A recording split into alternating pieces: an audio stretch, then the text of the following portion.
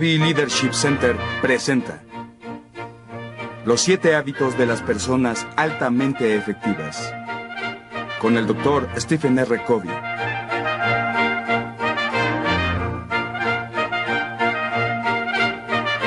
Hábito 1. Ser proactivo. Parte A. Proactividad. La clave para implantar los 7 hábitos. Ahora veremos el hábito fundacional. El hábito 1. Ser proactivo. ¿Por qué fundacional? Porque todos los demás hábitos fluyen de él. Si el hábito 1 está presente, se pueden cultivar los otros 6. Si no está presente, no se pueden cultivar los otros 6. Hábito 1.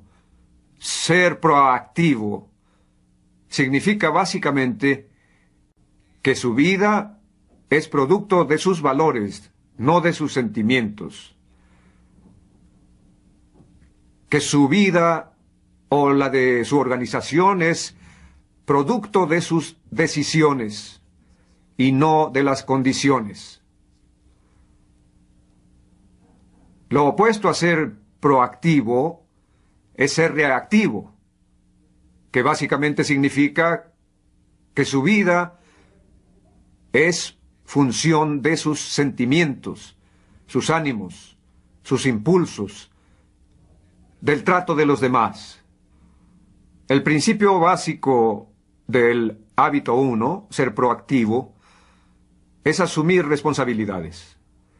El concepto es, usted y yo tenemos la capacidad de elegir nuestra respuesta.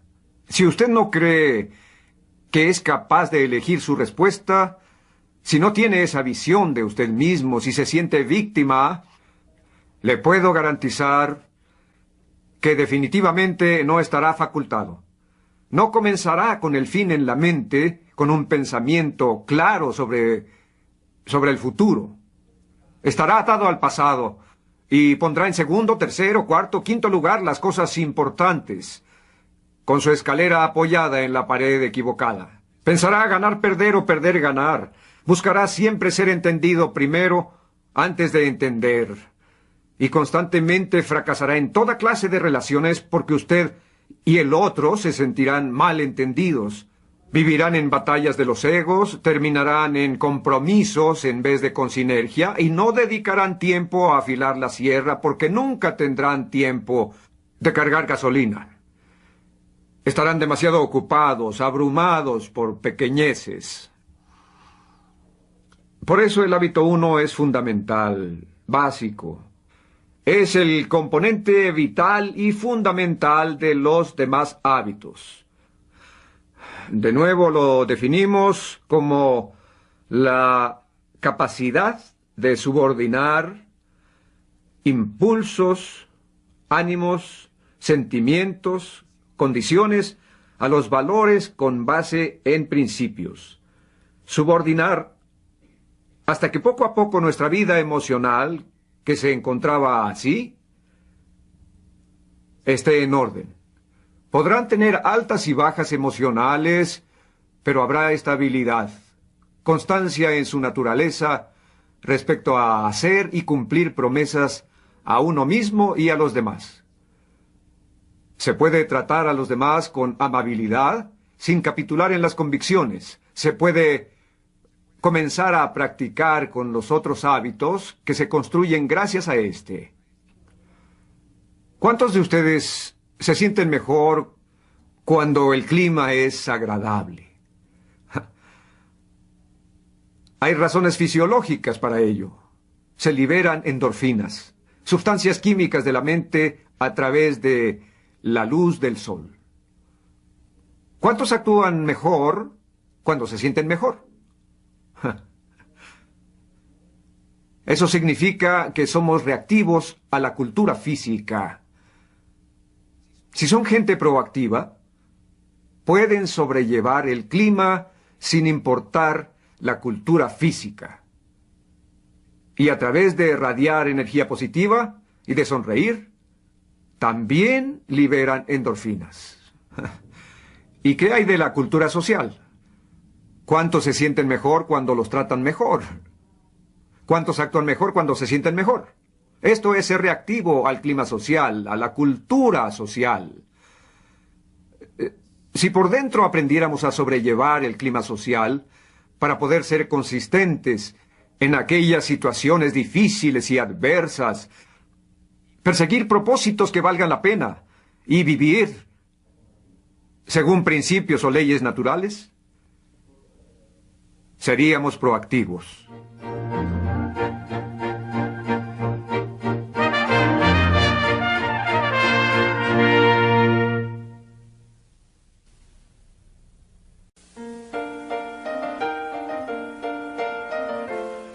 Parte B. Proactividad y reactividad. A diario se nos pone a prueba de múltiples formas en problemas sencillos.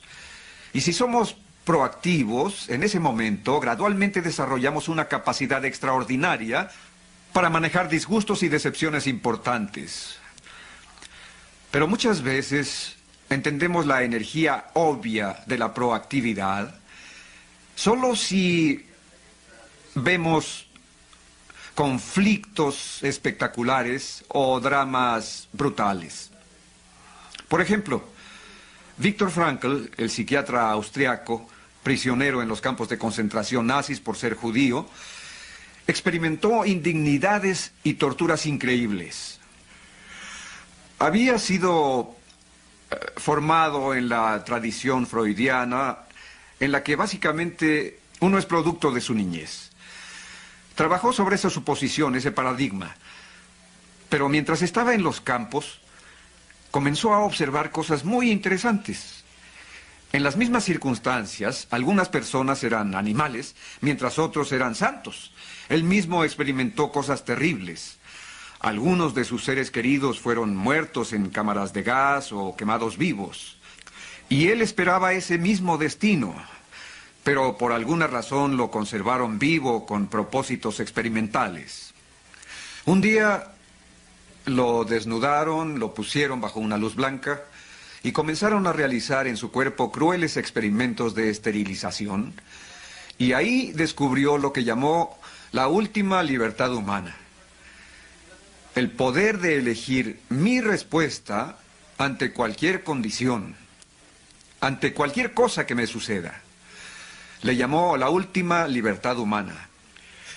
Y cultivó esta íntima respuesta hasta el momento en que, en su imaginación, se vio enseñando a sus estudiantes en Austria, después de ser liberado del campo, todas las experiencias que estaba teniendo, las reflexiones, el aprendizaje que estaba adquiriendo, y llegó a postular que el más alto valor humano es el poder de elegir una actitud en situaciones sobre las cuales no se tiene control. Esa era la última libertad humana. Si quieren otra evidencia de esto, ¿cuántos de ustedes han visto a un ser querido, a un amigo entrañable, a un miembro de su familia, pasar por una enfermedad terminal con una actitud magnífica? ¿Cuántos han experimentado eso? Vean las manos, vean el número. ¿Cuántos estuvieron profundamente inspirados por ese modelo? Las mismas manos. Yo lo viví con mi hermana Marilyn, quien acaba de morir. La noche anterior a su muerte me dijo: mi único deseo es enseñar a mis hijos y a mis nietos cómo morir con dignidad y con el deseo de contribuir y vivir la vida noblemente y con base en principios. El cáncer en sus pulmones era como un árbol que le crecía por dentro, pero su objetivo durante los meses o aún los años anteriores fue el de enseñar algo.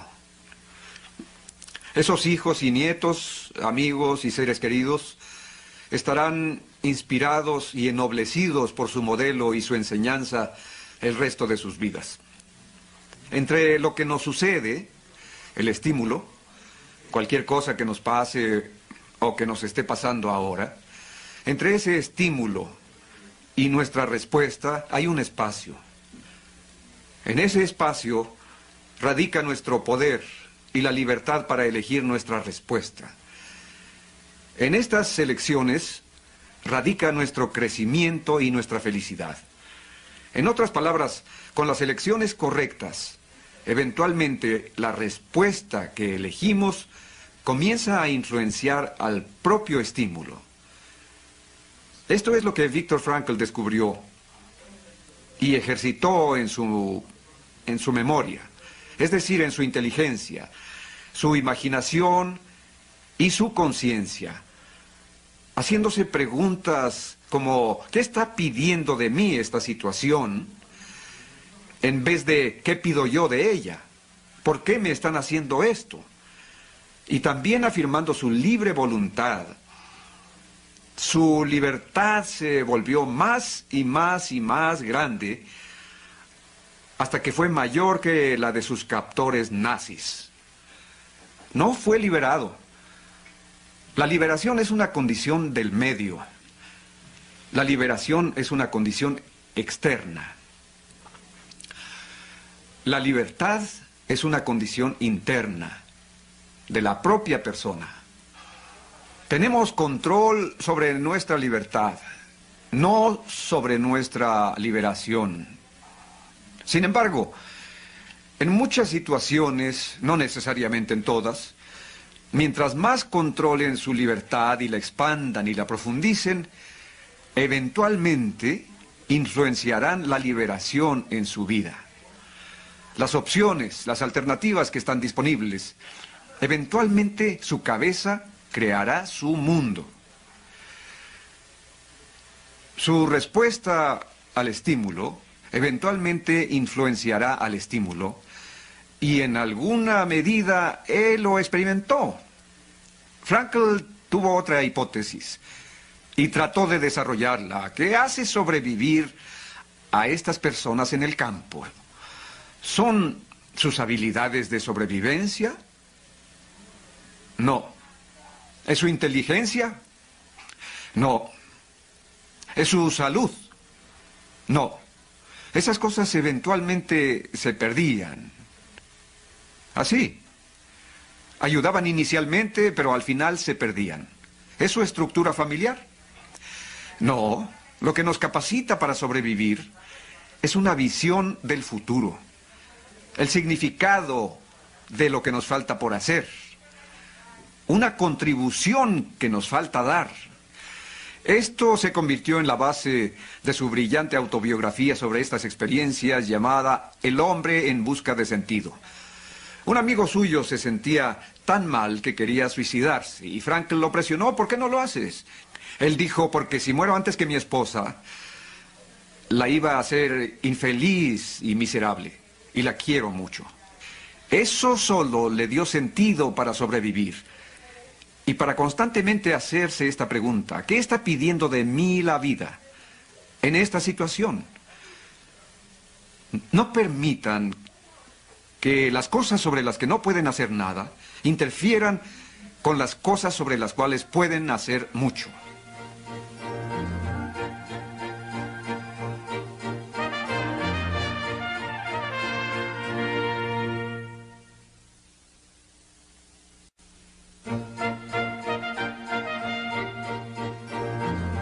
Parte C. Asumiendo responsabilidades. Una vez, mi hermano y yo fuimos a un cañón con un primo. Este primo estaba cortando leña, tenía un hacha. De pronto apareció una víbora. Él comenzó a perseguirla y le dio un hachazo. La cortó en dos. La cabeza le cayó aquí, entre el pulgar y el índice, y lo mordió. Pudo haber reaccionado de muchas maneras.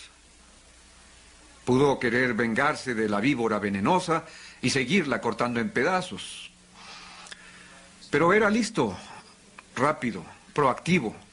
Subordinaba los sentimientos a los valores y se sacó la sangre lo antes posible. Mucha gente es herida